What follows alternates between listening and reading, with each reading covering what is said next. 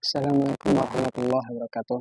Hamdan wa syukranillah wassalatu wassalamu ala rasulillah Muhammad ibn Abdillah wa ala alihi wa sahbihi wa man wala amma ba'da. Alhamdulillah pada kali ini kita bisa bertemu kembali di channel Kandai, yang mana seperti biasa kita membahas tentang asam lambung, GERD, anxiety, psikosomatis ya teman-teman. Jadi pada pertemuan kemarin kita membahas terkait asam lambung dan solusinya. Nah, untuk kali ini kita akan membahas pula bagaimana cara kita lepas GERD, anxiety, psikosomatis ini, teman. Jadi sebenarnya untuk terlepas dari gangguan anxiety, psikosomatis, GERD, anxiety, psikosomatis ini sekali teman-teman, untuk agar kita bisa terlepas dari gangguan anxiety, GERD, anxiety, psikosomatis ini, teman-teman. Jadi pertama,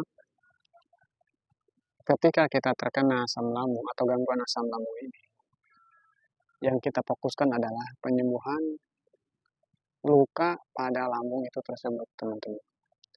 Yang pertama, kita sembuhkan dulu lambung kita dengan obat-obatan dari dokter ataupun dari herbal. Nah, jika di obat dokter sudah kita minum terus habis, nah bisa dengan herbal juga, teman-teman. Jadi memang luka di lambung ini seperti luka di lutut, teman-teman.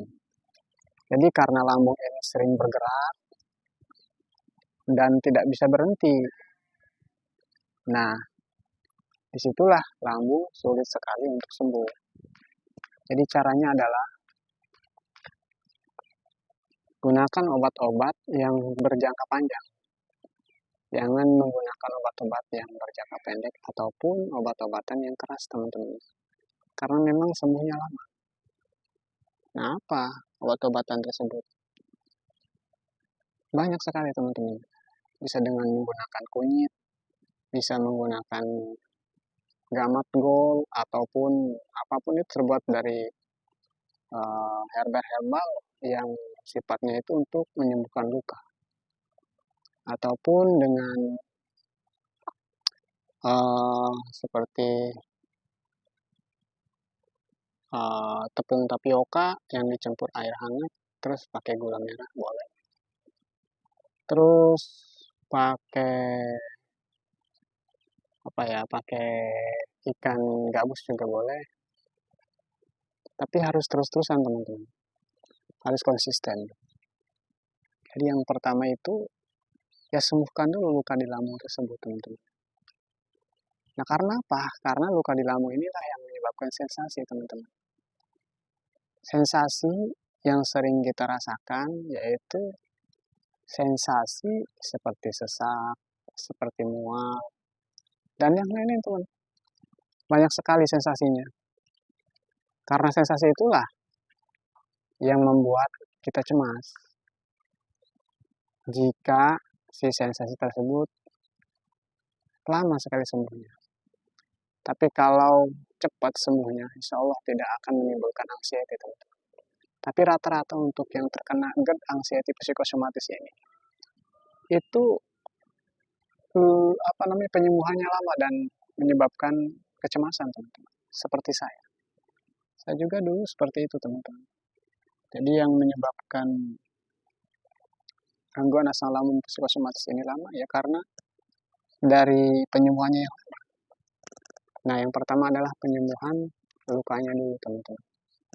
Jadi luka itu harus kita obati dulu dengan apapun yang bisa menyembuhkan luka di lambung.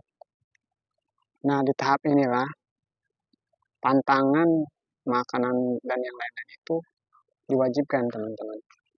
Di tahap penyembuhan inilah, penyembuhan luka inilah yang diwajibkan untuk benar-benar pantangan. Pantangan apa saja, teman-teman?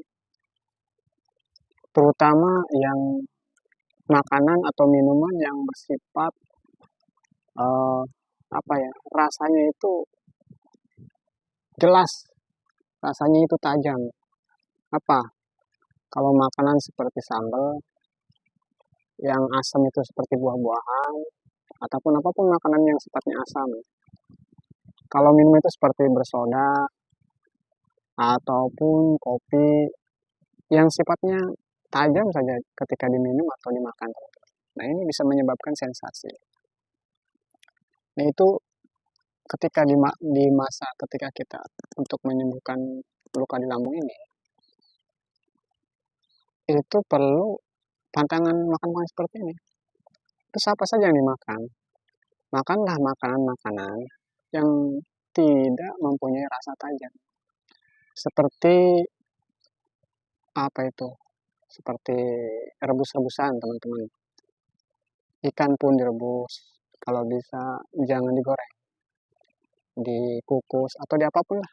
Yang penting jangan digoreng karena minyak juga bisa menimbulkan sensasi, teman-teman, di lambung kita karena minyak sulit sekali dicerna.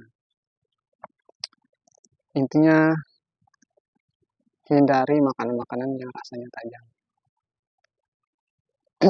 Terus ketika lambung kita sudah membaik, nah di fase-fase inilah justru sensasi lebih terasa.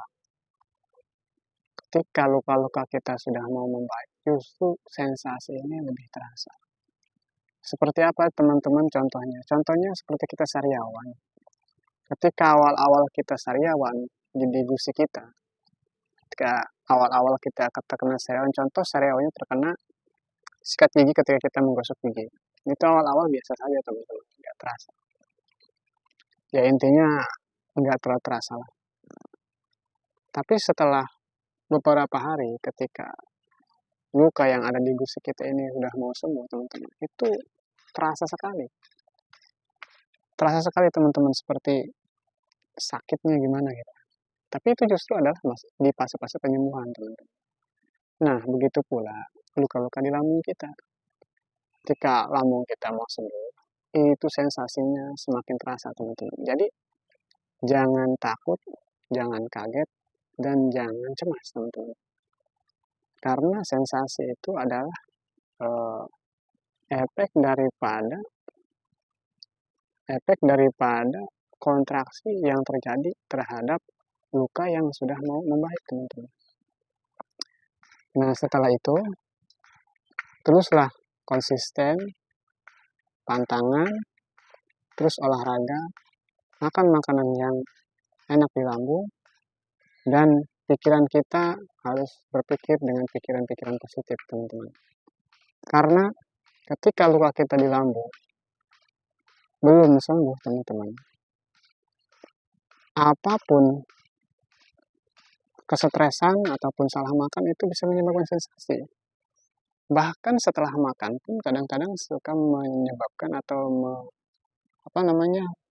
suka menimbulkan sensasi, teman-teman. Ketika makan apa, teman? Makan apa saja. Karena begini, ketika kita makan, otomatis lambung kita memproduksi yang namanya asam lambung. Nah, asam lambung ini akan mencerna makanan yang tadinya utuh menjadi hancur. Hancur di sini karena asam menghancurkan makan-makan, di situ akan timbul gas. Nah, gas ini ketika menyentuh di area-area luka kita di lambung, itu menyebabkan sensasi, teman-teman. Seperti apa? Ketika kita mau bernapas, itu seolah-olah napas kita tidak begitu dalam. Karena seperti seolah-olah di ulu hati kita di daerah sini itu seperti ada yang mengganjal. Nah, yang mengganjal ini adalah teman-teman reaksi daripada luka yang ada di lambung kita. Jadi nggak usah takut, teman-teman. Itu sangat wajar sekali. Nah, terus si gas ini naik ke atas, sendawa. Nah, itu teman-teman. Keluar dan menyentuh yang ada di area-area esofagus kita yang luka tersebut, teman-teman. Karena akibat daripada asam lambung yang naik tersebut menyebabkan sensasi. Teman-teman, gangguan asam lambung gerdasi yaitu psikosomatis ini itu terjadi bukan hanya karena makanan saja, teman-teman. itu bisa juga terjadi karena bisa pola pikir kita atau karena cuaca juga bisa terjadi teman-teman. Jadi begini teman-teman, bisa karena sariawan yang ada di Lampung atau karena panas. Anggap saja seperti bahasa kitanya di kampung-kampung itu ada namanya panas dalam. Nah, panas dalam ini kalau panas atau terlalu panas itu bisa menyebabkan radang. Radangnya di mana? Radangnya di katup esofagus tersebut. Jadi rata-rata yang memiliki sensasi di lambung itu, yang sensasi nyeri itu ya di area-area esofagus tersebut, teman-teman, di lambung bagian atas. Nah ini karena di lambung bagian atas ini itu dekat dengan paru-paru dan jantung. Ketika ada radang atau luka di sini, ini menyebabkan sensasi-sensasi yang mirip dengan gangguan-gangguan seperti gangguan jantung, irama jantung, dan yang lain. Karena memang berdekatan sekali lokasinya, teman-teman. Nah inilah yang menyebabkan cemas. Sebenarnya gangguan asam lambung atau gangguan lambung itu sangat berbeda sekali dengan anxiety, teman-teman. Jadi anxiety ini juga bukan penyakit yang memang selalu dengan asam lambung. Karena anxiety psikosomatis ini sudah termasuk penyakit kejiwaan. Nah ini kenapa rata-rata yang terkena asam lambung itu suka berbarengan dengan anxiety psikosomatis. Karena memang si gangguan asam lambung ini, si GERD ini, karena sensasinya sangat horor, itu menyebabkan pikiran kita selalu ketakutan, teman. Selalu mencemaskan sesuatu yang kita tidak tahu, teman-teman. Dokter sudah menjelaskan bahwa apa-apa yang ada, yang kita rasakan di lambung itu adalah memang gangguan daripada asam lambung. Tapi karena sensasinya mirip dengan penyakit-penyakit yang lain, itulah yang membuat kita tidak percaya, teman-teman, dengan diagnosa dokter. Padahal dokter, mereka itu menggunakan alat dan tidak sembarangan mendiagnosa. Tapi kadang-kadang kitanya tidak percaya. Itulah kesalahan orang-orang yang memiliki gangguan asam lambung, teman-teman. Padahal asam lambung ini berbeda sekali dengan anxiety. Nah, kenapa bisa berbarengan? Ya karena itu, karena sensasi yang menyebabkan atau sensasi yang horor tersebut itu menyebabkan kecemasan, teman-teman. Kecemasan inilah yang menyebabkan kita memiliki gangguan anxiety dan psikosomatis. Itu.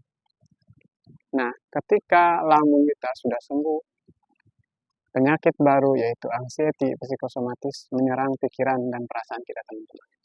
Padahal lambung kita sudah membaik, tapi apapun yang kita rasakan di tubuh kita, kita berpikir bahwa itu semua dari lambung. Dan akhirnya lambung seolah-olah tidak sembuh, teman-teman. Dengan seperti itu, akhirnya kita stres dan menyebabkan seperti lingkaran setan. Karena stres ini bisa menyebabkan asam kita meningkat lebih banyak daripada biasanya, teman-teman, di lambung kita. Nah, lambung kita terlalu banyak asam dan akhirnya reflux, teman-teman. Ketika orang stres atau banyak pikiran itu rata-rata menekan kerja lambung, teman-teman, bisa menyebabkan mual dan lain-lain. Nah, itulah yang menyebabkan nanti reflux, teman-teman. Nah, reflux disitulah yang menyebabkan nanti radang kembali di area katup esofagus tersebut. Nah, itulah yang disebut dengan lingkaran setan, teman-teman.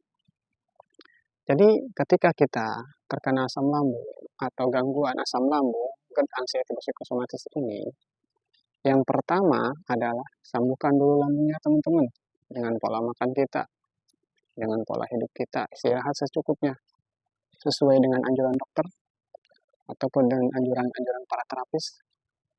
Setelah itu kemudian atur pola pikir kita, karena stres ini bisa menyebabkan mual.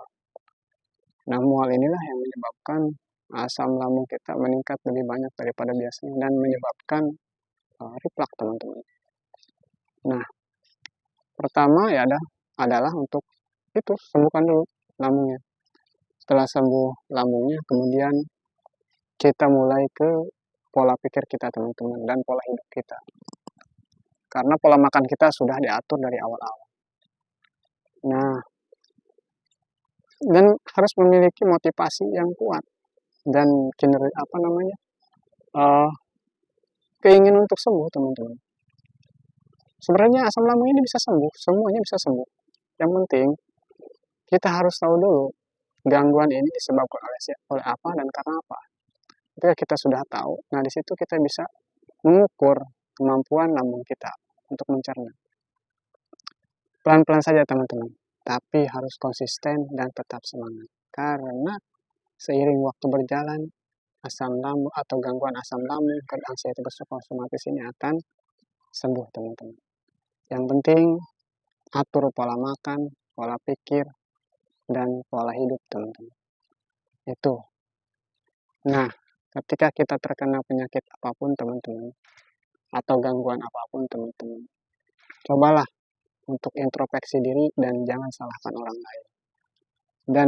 Dan ikhlas menerima semua apa yang terjadi terhadap diri kita teman-teman. Karena dengan cara ikhlas, sabar, tawakal kepada Allah Subhanahu wa taala teman-teman, penyakit ini akan semakin membaik teman-teman. Karena dengan ikhlas, sabar, tawakal, pola pikir kita tidak stres teman-teman, menjadi lebih tenang, menjadi lebih ingat kepada Sang Pencipta. Dan dengan itulah maka tubuh kita akan merespon dengan baik dan imunitas tubuh kita akan terus meningkat dan disitulah kesembuhan akan kita raih teman-teman. Jadi nggak usah takut teman-teman.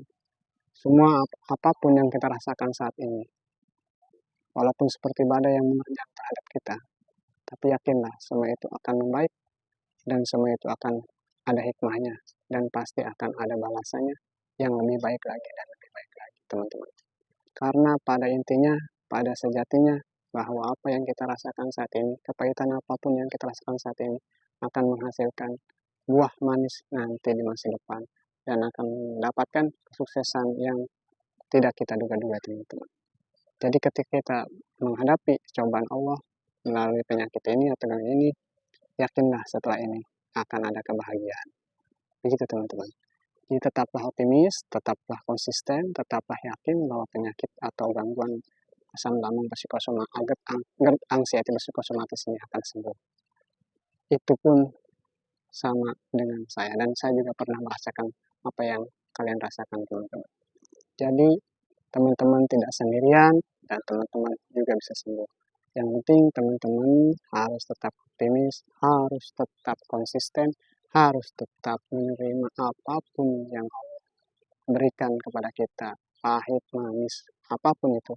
Karena dengan cara seperti itulah Allah akan menaikkan derajat kita teman-teman. Baik, mungkin itu saja teman-teman untuk pembahasan kali ini. Kita sambung lagi ke pembahasan selanjutnya.